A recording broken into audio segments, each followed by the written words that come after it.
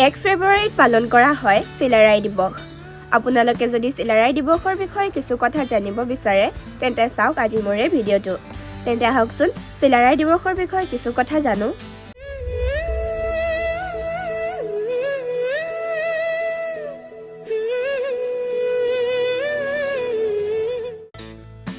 এক ফেব্ৰুৱাৰী চিলাৰায় দিৱস।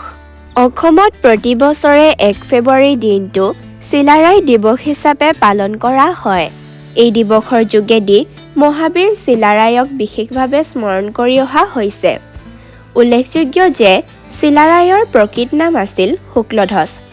ষষ্ঠদশ শতিকাৰ কমতা সাম্ৰাজ্যৰ ৰজা নৰনাৰায়ণৰ কনিষ্ঠ ভাতৃ শুক্লধ্বজ আছিল নৰনাৰায়ণৰ সেনাপ্ৰধান।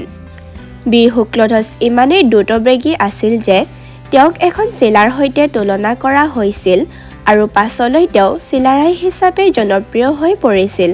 মহাৰজা নৰনাৰায়ণৰ আমন্ত্ৰণ ক্ৰমে কোচ ৰাজ্যলৈ যোৱা শ্ৰীমন্ত শংকৰদেৱক আশ্ৰয় আৰু নিৰাপত্তা প্ৰদানৰ ক্ষেত্ৰত চিলাৰায়ৰ ভূমিকাই আছিল সৰ্বাধিক।